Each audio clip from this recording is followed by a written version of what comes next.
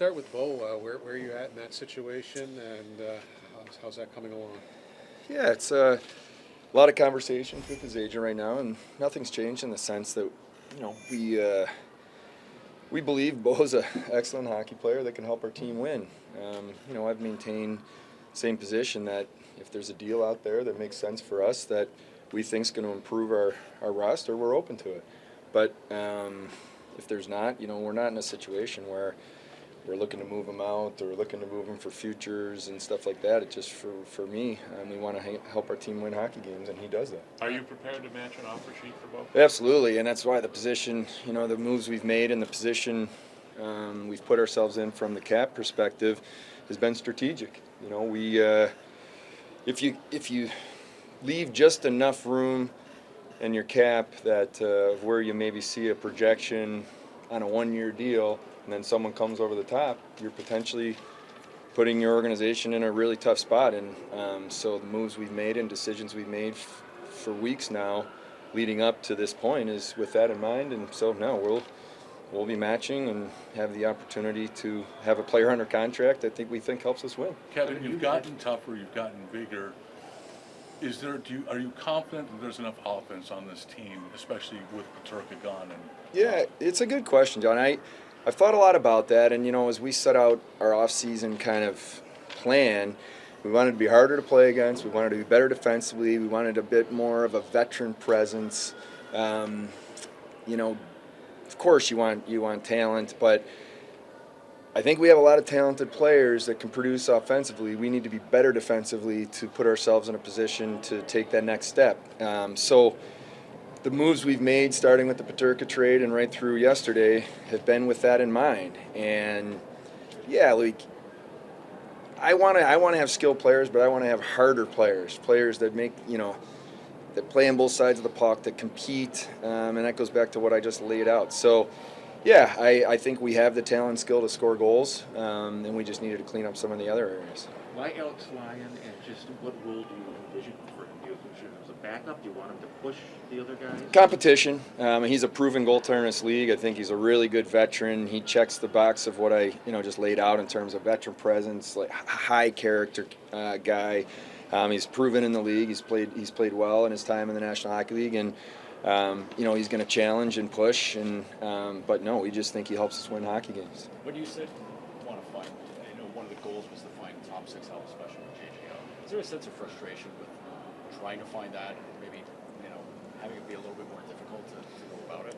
Well, I think based on the decision we made on JJ, you're moving a talented top six forward out, but you're improving your teams in other ways. And by getting 6'5" mobile right shot defenseman, a guy that I've been chasing for a couple years now, was critical to cleaning up our D-core and how we're going to play. And then getting Josh Doan, who you guys may not know quite as much. He's relatively young in the league still, but powerful, strong, plays both sides of the puck.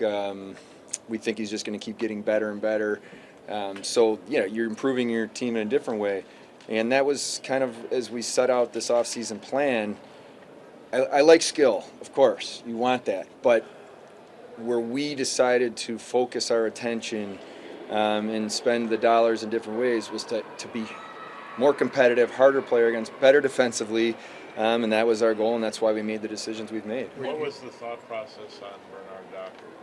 I think from our perspective, where his projected salary was going to come out, and where we had him slotted as potential, in the 8th spot, call it, with the moves that we had made over the last few days before that, just felt like that didn't make sense in terms of also with having Ryan Johnson and signing Jones, and Rathbone is a guy that we know can come up, and then that's not counting the younger guys that you never know exactly where they'll be, but that's why we made the decision we made. Kevin, yesterday on TSN, Craig Button said, people want to leave Buffalo because they don't think they can win.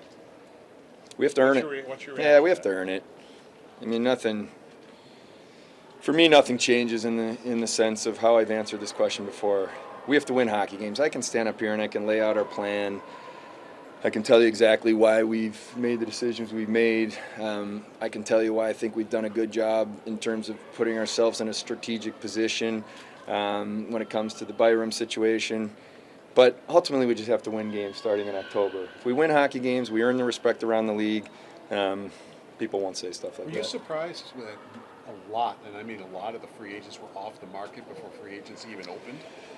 Yeah, I don't even know. I think that's one of those things that supply and demand a little bit maybe, and your team's focusing on your own players and, weighing. There's a risk when you get to noon on free agency is the window opens and you start making the phone calls and getting on the phone like I was yesterday with agents and players, and you're explaining where you're at. There's a risk, they have 32 teams to choose from potentially. So I think when teams identify your own situation and you look at the player that you're potentially retaining versus going external, teams make those decisions differently. But that's probably why you saw that. And with Ryan McLeod's new contract, what's kind of the projection for him? Will he take on more of an offensive responsibility? Yeah, I think Lindy. I think one of the things I love about Ryan is he showed last year. I mean, third, second line center. He can move over to wing. He can play power play. He kills penalties. He's an all-situation player. Right in the prime years of his career as a centerman, and he was 2 years from UFA, so I felt that this is a really important piece with our team and the role he plays, and you're also, we're buying 2 years of UFA years in the deal that he signed, so I think it was a, win-win for both sides. And if I go back a year ago when we identified him, we made the decision because we thought he had upside. We thought this was a player that could help us now and grow into the future. Which is exactly why what he did this past year in terms of his play, and then fortunate to get him on the contract we did. Have you done any talking with Alex yet, or is all this other stuff kind of pushed out? Yeah, there's not. Yeah, it's a fair question in terms of the timing now. Obviously, there's not a pressure point like there is in other situations, but I did sit down with his agents yesterday or whatever the day was here recently, and just explained exactly how we feel about Alex, and that'll be ongoing, but there's not the pressure point of other decisions at this time. Will you be doing the same thing with Kesselring too? Yeah. You can do it if you want to. Yeah, I mean, he's a guy that for us, as we look at the role he's going to play, that we'll sit down. We had initial conversations just to make sure we welcome to the organization, but haven't got there yet. But yeah, we're always open to that. We've done it with plenty of players over the years. With Bernard Docker, you mentioned the salary point, and I guess it's $875. So I'm curious, was he wanting more than that? Well, no, but what I'm talking about salaries is so people understand. You qualify a player to retain their rights, but then based on the rights that they have after a qualifying offer, if they have arbitration rights, they're slotted in based on comps in their class, and that number was significantly higher than that based on the market and the comps that go into it. So when I tell you that the number for where we had him, and I really like JVD, he's a good kid, he's a good player, but with our decor, the decisions that decisions we made and the changes that we made, we kind of had him slotted in that spot, and that was, the number that you just said was a lot lower than what the arbitration award would have been. Any concern, it's a right-handed defenseman, depth at right D. You talked a lot about how those guys are hard to acquire. You got kind of an imbalance, I guess, now a little bit, in terms of. Yeah. I guess it depends where you put guys, but. Yeah, I mean, the way I look at our decor right now with Kesselring and Timmins, these are important guys in our top six. So I don't view it as an imbalance, and if you're slotting all the way down to 7 through 11 on your depth chart, you may have a little more lefties or a little more righties depending on the organization. But, when it came to the players that I mentioned, the Ryan Johnsons and Jones and Rathbones, these are guys that we felt are, solid players. And if we need to bring someone up because we had injuries or depth, we're going to be in a good spot. Jones was a healthy. You said the other day, you like how things look right now on the blue line. But what if you do trade Mo? Who do you envision takes on a bigger role? Well, I would it's a hypothetical, because if we traded Bo, I feel like we're making our team better. So how are we doing that? Are we doing that through acquiring a defenseman or two defensemen or a forward and a D or just forward? So it's hard to say, but when I look at our group of 6 defensemen, I think we have an excellent group that can play different ways. I mean, you can play Byram and Darlene together, and you could maybe have a different pair of bigger shutdown guys, or you're just giving Lindy the options.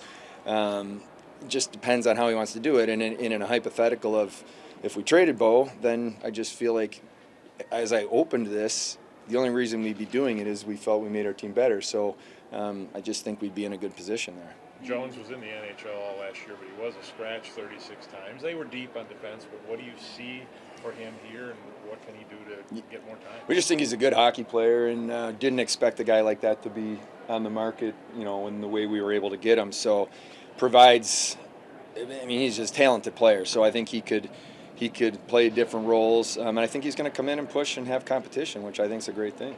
Danforth, he's a unique story. Just what Yep. role do you envision for him? Well, he's the ultimate, when you do your homework on a guy like that, competitor, glue guy is the word, like a hockey term I'd say in terms of the locker room, but just versatile, can move around your lineup, play up and down, can move to the wing, center. So good penalty killer, just brings a veteran presence to our lineup that I think is really important. And when you kind of go through the offseason and you categorize players and you put them in different tiers of, okay, these type of players bring this, and these type of players are skill and they bring this. When we had the Danforth type of players, he was at the top of our list. So as soon as we had the opportunity to go try to recruit him and get him, we did that yesterday. You've gone through these early moves and signings, but what still needs to be addressed in this lineup, in this locker room? Well, we like where our group's at in terms of the way the roster sits today, but we'll always look to get better if there's something that makes sense. But I think we've done a good job in terms of reshaping the look of our D. I think that's something that was important. We've brought veteran guys in that are going to help us defensively and hard to play against. We've brought in some character guys, so I think as it sits today, we like where our lineup is. But if there's areas anywhere forward, to make a move that we think's good, we'll do it. I think Danforth will be a center. I think that's up to Lindy. What we talked about with him on the phone yesterday, and just as a group, is we can slide, Krebs can slide to the wing, you know what I mean? So we have options, but I think he's equally comfortable. But I think that's where it's important to have guys like, when you look at the middle, even Kozak, guys that they're centers, but they can slide to the wing. And I guess that's a Lindy question in terms of how he sees when training camp goes where the best fit is. This is a very depth thing.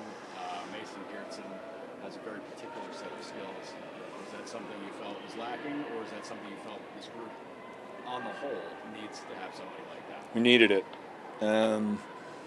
I just think that, it's a unique skill set, and he brings it, and he's proven it, and Lindy coached him in New Jersey, so that's helpful as well, just to know the type of guy you're getting to the organization. But he and I had a good chat yesterday, and he'll be ready to go.